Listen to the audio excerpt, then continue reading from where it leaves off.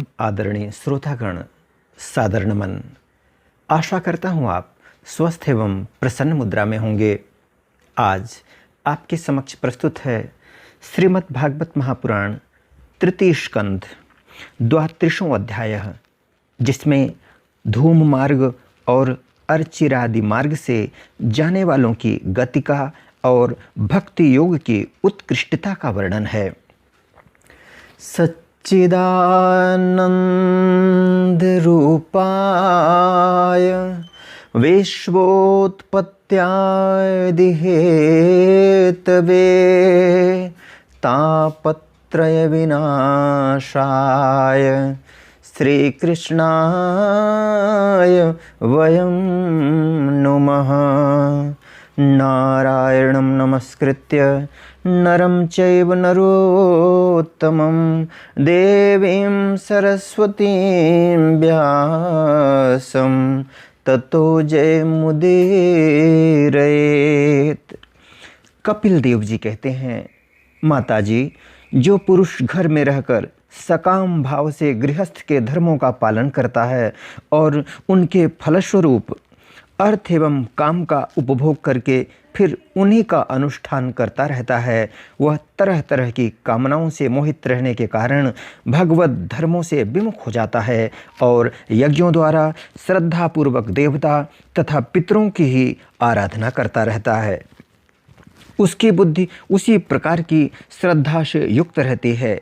देवता और पितर ही उसके उपास्य रहते हैं, अतः वह चंद्रलोक में जाकर उनके साथ सोमपान करता है और फिर पुण्य क्षीण होने पर इसी लोक में लौट आता है। जिस समय प्रलय काल में शेषशायी भगवान शेष शैया पर शयन करते हैं, उस समय सकाम गृहस्थाश्रमियों को प्राप्त होने वाले ये सब लोक भी लीन हो जाते हैं। जो विवेकी पुरुष अपने धर्मों का अर्थ और भोग विलास के लिए उपयोग नहीं करते, बल्कि भगवान की प्रसन्नता के लिए ही उनका पालन करते हैं, वे अनासक्त, प्रशांत, शुद्ध चित्त, निवृत्ति धर्म परायण, ममता रहित और अहंकार शून्य पुरुष स्वधर्म पालन रूप सत्व गुण के द्वारा सर्वथा शुद्ध चित्त हो जाते हैं। वे अंत में सूर्य मार्ग अर्थात अर्चि मार्ग या देवयान मार्ग के द्वारा सर्वव्यापी पूर्ण पुरुष श्री हरि को ही प्राप्त होते हैं, जो कार्य कारण रूप जगत के नियंता, संसार के उपादान कारण और उसकी उत्पत्ति, पालन एवं संहार करने वाले हैं। जो लोग परमात्मा दृष्टि से हिरण्यगर्भ की उपासना करते हैं, वे दो परार्थ में होने वाले ब्रह्मा जी के प्रलय पर्यंत उनके सत्यलोक में ही रहते हैं।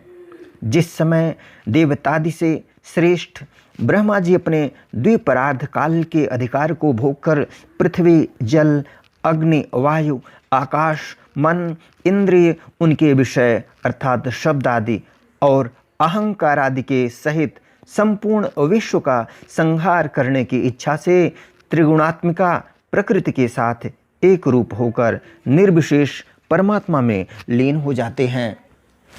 उस समय प्राण और मन को जीते हुए वे विरक्त योगी गण भी देह त्याग कर उन भगवान ब्रह्मा जी में ही प्रवेश करते हैं और फिर उन्हीं के साथ परमानंद स्वरूप पुराण पुरुष पर ब्रह्म में लीन हो जाते हैं। इससे पहले वे भगवान में लीन नहीं हुए, क्योंकि अब तक उनमें अहंकार शेष था। इसलिए माताजी, अब तुम भी अत्यंत भक्तिभाव से उन श्री हरि की ही चरण शरण में जाओ। समस्त प्राणियों का हृदय कमल ही उनका मंदिर है और तुमने भी मुझसे उनका प्रभाव सुन ही लिया है। वेद गर्भ ब्रह्मा जी भी, जो समस्त स्थावर जंगम प्राणियों के आदि कारण हैं, मरीच आदि ऋषियों, योगेश्वरों, सनकादिकों तथा योग प्रवर्तक सिद्धों के सहित निष्काम कर्म के द्वारा आदि पुरुष पुरुष श्रेष्ठ सगुण ब्रह्म को प्राप्त होकर भी भेद दृष्टि और कर्तृत्वाभिमान के कारण भगवद इच्छा से जब सर्ग काल उपस्थित होता है, तब काल रूप ईश्वर की प्रेरणा से गुणों में क्षोभ होने पर फिर पूर्ववत प्रकट हो जाते हैं। इसी प्रकार पूर्वोक्त ऋषिगण भी अपने अपने कर्मानुसार ब्रह्मलोक के ऐश्वर्य को भोग कर भगवद इच्छा से गुणों में क्षोभ होने पर पुनः इस लोक में आ जाते हैं।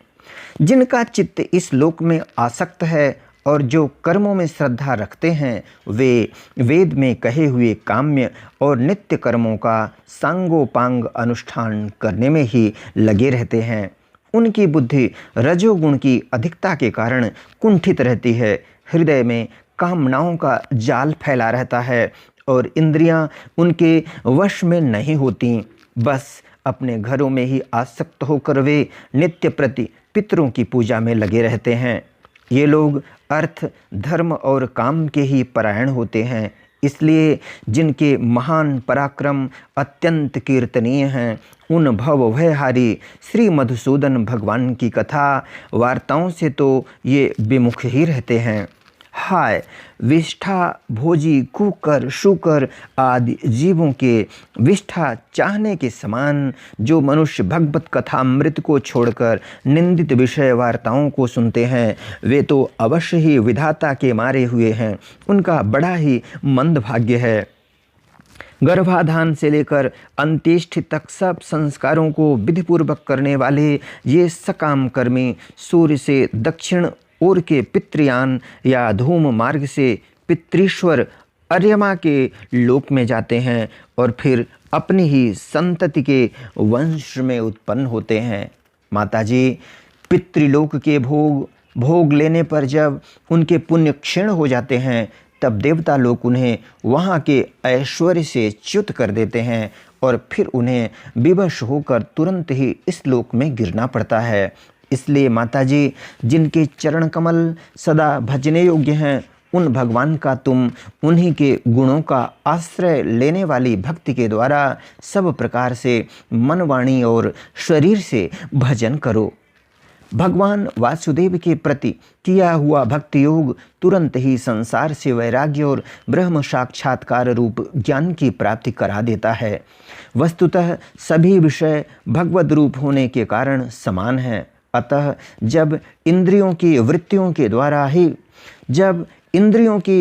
के द्वारा भी भगवत भक्त का चित्त उनमें प्रिय अप्रिय रूप विषमता का अनुभव नहीं करता, सर्वत्र भगवान का ही दर्शन करता है, उसी समय वह संग रहित, सब में समान रूप से स्थित, त्याग और ग्रहण करने योग्य, दोष और गुणों से रहित, अपनी महिमा में आरूढ़ अपने आत्मा का ब्रह्म रूप से साक्षात्कार करता है। वही ज्ञान स्वरूप है, वही परब्रह्म है, वही परमात्मा है, वही ईश्वर है, वही पुरुष है, वही एक भगवान स्वयं जीव, शरीर, विषय, इंद्रियों आदि अनेक रूपों में प्रतीत होता है। संपूर्ण संसार में आसक्ति का अभाव हो जाना, बस यही योगियों के सब प्रकार के योग साधन का एकमात्र अभीष्ट फल है। ब्रह्म एक है, ज्ञान स्वरूप और निर्गुण है, तो भी वह बाह्य वृत्तियों वाली इंद्रियों के द्वारा भ्रांतिवश शब्दादि धर्मों वाले विभिन्न पदार्थों के रूप में भास रहा है। जिस प्रकार एक ही ब्रह्म तत्व, महतत्व, वैकारिक, राजस और तामस तीन प्रकार का अहंकार पंच महाभूत एवं 11 इंद्रिय रूप बन गया, और फिर वही स्वयं प्रकाश इनके संयोग से जीव कहलाया, उसी प्रकार उस जीव का शरीर रूप यह ब्रह्मांड भी वस्तुतः ब्रह्म ही है, क्योंकि ब्रह्म से ही इसकी उत्पत्ति हुई है। किंतु इसे ब्रह्म रूप वही देख सकता है जो श्रद्धा, भक्ति और वैराग्य तथा निरंतर के योगाभ्यास के द्वारा एकाग्र चित्त और असंग बुद्धि हो गया है। पूजनीय माताजी, मैंने तुम्हें यह ब्रह्म साक्षात्कार का साधन रूप ज्ञान सुनाया।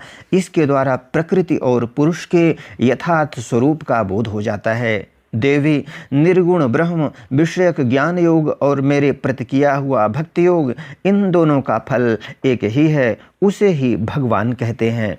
जिस प्रकार रूप, रस एवं गंध आदि अनेक गुणों का आश्रयभूत एक ही पदार्थ भिन्न भिन्न इंद्रियों द्वारा विभिन्न रूप से अनुभूत होता है, वैसे ही शास्त्र के विभिन्न मार्गों द्वारा एक ही भगवान की अनेक प्रकार से अनुभूति होती है।